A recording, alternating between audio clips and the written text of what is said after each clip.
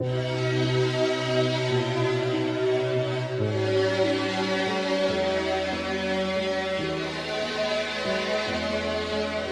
篇信息分為兩大部分，第一部分4號組又攞冠軍啦，哇，恭喜晒！麻麻牧師分析，社安以愛作為推動力，一直奉行追求卓越嘅行事原則，所以咪配得被神恩膏，攞獎攞到手軟，甚至成為千禧年人類嘅信仰榜樣啊！衷心感謝神。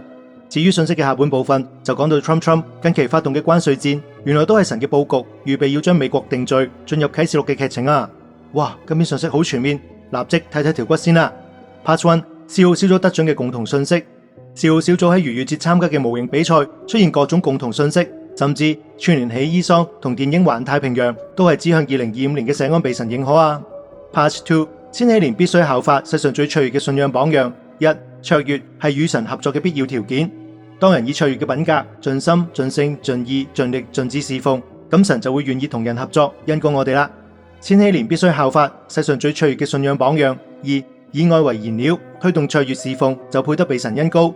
4號組能夠超越成長，因為佢哋以單純嘅愛為動機，不斷追求卓越嘅信仰，所以神就藉住4號組示範出點樣能夠與神同在。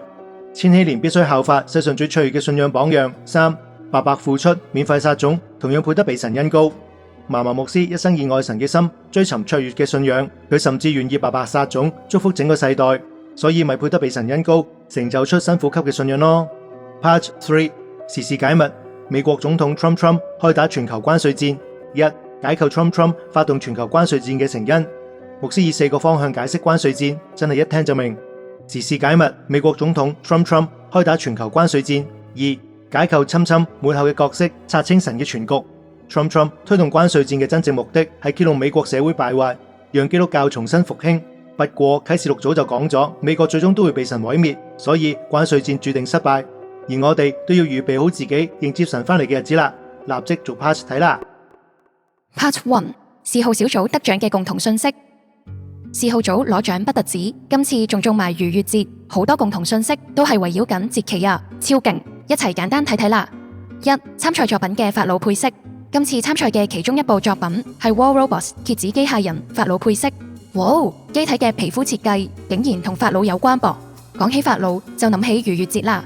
事關以色列人就係喺埃及過第一個逾越節，當時法老點都唔肯放以色列人跟摩西走，所以神就叫以色列人塗羊血喺門口，避過擊殺長子之災。呢個就係逾越節嘅由來啦。所以法老配色嘅蠍子機械人就正中逾越節啦。不過咁都未完啊！比賽當日仲有架車牌係 Pharaoh 嘅車停咗喺場地附近，呢個車牌勁罕見，超指定，勁。二，參賽作品嘅地台有如摩西分開紅海。今次攞冠軍嘅環太平洋切爾諾亞爾法，佢嘅地台場景就係1分為2嘅海洋。嗱，唔係有心，只係因為4號組部 3D printer 有限制，處理唔到咁大嚿地台，所以自逼住要分開嚟印。不過咁就成功造就出摩西分開紅海嘅場景啦。成件事咪就係逾越節之後嘅結局咯。哇！3，吻合伊桑嘅主題，以愛成為燃料。同一星期首播 ZNSE 862 Love is the Engine， 係以奧運舉重冠軍嘅故事做背景，強調以愛作為燃料就能夠推動我哋一直成長。而4號組咪就係因為一份愛牧師嘅心而推動自己極速成長，最終只可以橫掃唔同比賽嘅獎項咯。關於呢點，牧師仲有詳細嘅屬靈教導。當人有偉大嘅心智同品格，從微小開始追求卓越，咁神就會介入同恩膏噶啦。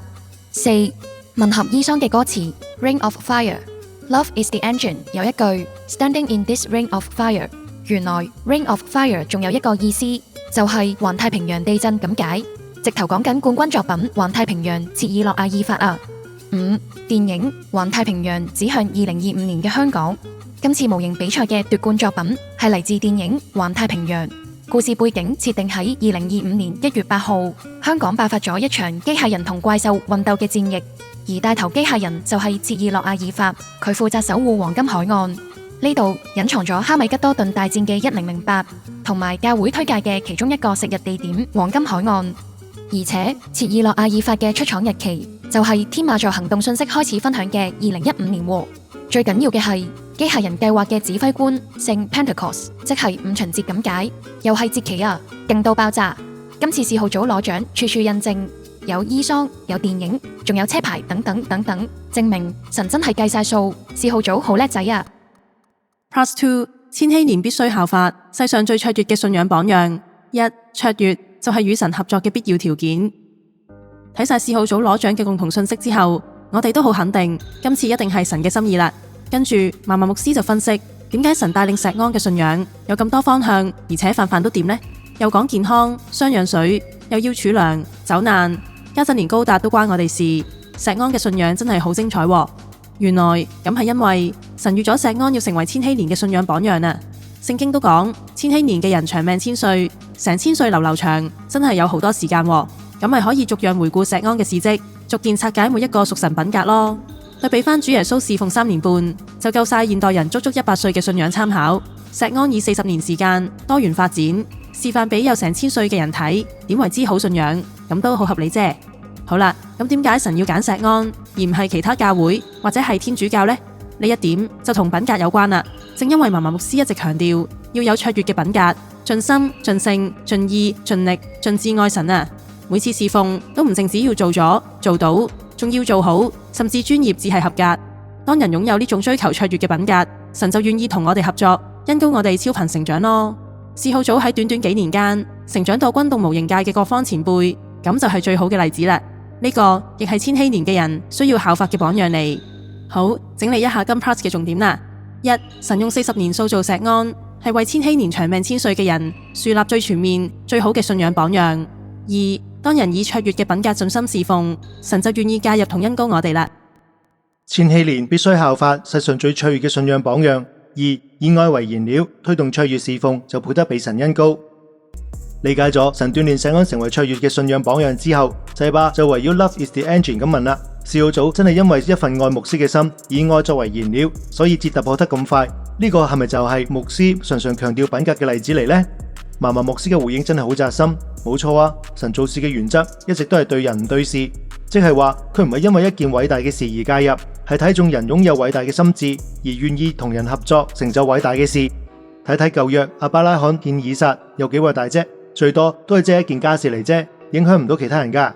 但係亞伯拉罕以單純嘅心回應神，呢份偉大嘅心意就感動到神，讓佢成為影響後世嘅時間節點啦。好啦，嫲嫲牧師建立教會亦都一樣，無論係分享雙氧水定係教人走難，牧師都只係希望盡一份力，祝福到更多人，係咁多啦。冇偉大嘅事件，單憑一份偉大嘅心智，就令神極之欣賞，成為4794嘅起點。唉，對比絕大部分教會想為創一番偉大嘅成就嘅背後，並唔係出於偉大嘅品格，而只係因為名利、金錢，咁神就梗係唔 show 佢哋啦。好啦，到小獅子世代，四號組砌高達模型嚟嘅啫，又唔係真係要打怪獸，成件事同偉大一啲關係都冇。但係小獅子想報答牧師嘅心智，偉大到推動自己成長，唔止做得好，仲要做到卓越，呢種就係神所欣賞偉大嘅靈魂、品格同回應啦。所以邊個話砌模型唔可以受膏？四號組用短短3年時間拎咗22個獎，每次行動都有神嘅印證，踩中晒節期時間，咁就證明神真係好叻啊！好，一齊睇下今 part 嘅重點啦。一、擁有偉大嘅靈魂、偉大品格，神就會介入，恩膏人完成偉大嘅事。二、亞伯拉罕獻以撒，牧師分享健康信息，同樣係出自一份偉大嘅品格，令神最終出手介入，成就信仰嘅時間節點。三、神欣賞小獅子以愛為燃料，希望報恩嘅偉大心智，最終亦介入四號組，恩膏佢哋有超頻成長，橫掃無形界多個獎項。千禧年必須效法世上最卓越嘅信仰榜樣。三、白白付出，免費撒種，同樣配得被神恩膏。講到神因為人偉大嘅心智而介入恩膏人成就偉大嘅事之後，西巴諗起牧師當年研究石安劍，都一樣會喺每個細節上做到卓越，結果就揭開咗水平星迷嘅眾多印證喎。其實呢種追求卓越嘅品格係咪就係神介入印證石安嘅原因呢？嫲嫲牧師就回答，讓神介入生命嘅2個原則：一係人願意讓神介入；二係人配得被神介入。第一點唔難明白啦，石安能夠被神恩膏，係因為嫲嫲牧師甘願被神帶領，神叫做咩都照做喎，咁自然就容易啲出手相助啦。第二點要配得被神介入，冇錯，就係講緊品格啦。除咗啱啱提到嘅卓越之外，石安劍能夠被神介入印證嘅原因，仲有一個就係免費撒種。哇，講到明唔要錢，淨係想祝福人咋？呢種絕對係其中一種偉大品格嘅例子嚟。牧師願意做到呢個程度，所以咪配得成為神親自印證係世上不能被超越嘅信仰榜樣咯。Part 3時事解密：美國總統 Trump 開打全球關稅戰。一、解構侵發動全球關稅戰嘅成因。進入信息嘅第二部分，嫲嫲牧師同我哋緊貼時事，解釋 Trump 要打關稅戰嘅原因。成個 VO 分成4個章節，導讀會同大家快速睇睇。至於詳細版本，就請大家重溫信息啦。一、關稅。每個國家嘅稅收都係由全國嘅人同公司齊齊夾錢去維持國家嘅基本運作，而關稅就係針對其他國家帶嚟嘅商品收返少少錢，一嚟可以幫補家計，二嚟提高外來產品嘅成本，削弱別國嘅競爭力，真係一舉兩得啊。二、美國嘅經濟狀況，呢點真係出晒名，美國係全球最大嘅債仔國家嚟。2024年美國國債已經達到36萬億美金，淨係俾利息，每年都要還1.1萬億。但係政府嘅收入只係得4.9萬億，扣埋支出真係唔夠找，再咁落去，成個國家破產都似啊！所以 Trump 都要諗啲計至得。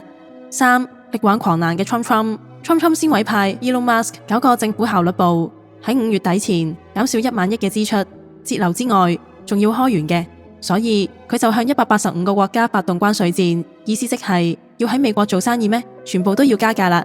多多益善，少少無拘，希望可以增加政府收入。學 Trump 要令美國強大起來。四、一盤大棋讓美國再次強大。過去美國慣咗大手大腳，先使未來錢，所以先爭落人咁多錢。今次 Trump 藉住關稅戰，就係想逼其他國家買多啲美國貨，咁就可以推動美國製造業復甦，重振本土工業。同時 Trump 仲預備咗海回莊園協議，即係以美國海外基地嘅軍隊服務，將36萬億國債轉為100年還款期嘅零息債。哇，簡單講，即係白白送錢俾美國，咁梗係冇人肯制啦。不過嫲嫲牧師就剖析 Trump 背後嘅目的係同宗教有關噃。時事解密：美國總統 Trump 開打全球關稅戰。二、解構 Trump 末後嘅角色，拆清神嘅全局。嫲嫲牧師就進心剖析 Trump 發動關稅戰，並唔係單單為咗經濟同政治，而係想將美國拉回正軌。當改善咗經濟問題之後，就更容易撥亂反正，推翻敵基督過去主張嘅法例，讓基督教可以喺美國再次復興啊！哇，好感動。不過講就咁講，但係 Trump 可以做到嘅，只係揭露真相咋。事關按照啟示錄嘅預言，美國最終一定被神審判同毀滅，所以就算 Trump 幾想力挽狂瀾，都係於事無補，最多只係揭露敵基督嘅惡行，向神舉證，讓神定美國嘅罪咋。近期已經有天文望遠鏡發現，成個城市咁大嘅 UFO 飛緊埋嚟地球啦，幾時嚟到？快則幾個禮拜，慢則1至2年就到。所以家陣真係各單位各就各位，等住上演啟示錄嘅劇情。UFO 毀滅美國，敵基督主張世上冇神，最後集合一齊攻打以色列等等。哇，末世真係打到嚟啦！咁樣我哋更加要做好自己嘅信仰，保持同牧師一致嘅觀點。以關稅戰為例啦，坊間大部分言論都係以利益做出發點，咁就中招啦。其實 Trump 嘅真正用意係為咗信仰啊，所以我哋都要同牧師一樣，以正確嘅睇法看待關稅戰啦。好，最後嚟個重點回顧，加新聞獎啦。一、嗜好小組得獎嘅共同信息。嗜好小組喺逾越節參加模型比賽，出現各種共同信息，證明石安小獅子成功成全大獅子嘅信仰榜樣啊。二、卓越係與神合作嘅必要條件，當人願意盡心、盡性、盡意、盡力建立卓越嘅信仰，咁就能夠配得被神恩膏啦。三、以愛為燃料，推動卓越侍奉，就配得被神恩膏。小獅子以愛為動機，不斷自發成長，為咗報答嫲嫲牧師，成功建立出卓越嘅品格，所以神就不斷恩膏小獅子，讓佢哋擁有超然嘅成功。四、白白付出，免費撒種，同樣配得被神恩膏。嫲嫲牧師一生都以單純愛神嘅心，唔止努力追尋卓越嘅信仰，甚至願意白白撒種，只係為咗祝福更多人。所以佢絕對就配得被神介入帶領，成為千禧年嘅信仰榜樣。五、解構侵末後嘅角色，拆清神嘅全局。Trump 推動關稅戰嘅背後，實質係揭露美國社會嘅敗壞，同時希望讓基督教重新復興。可惜嘅係，神早就命定美國會被毀滅，Trump 出盡力都冇用啦。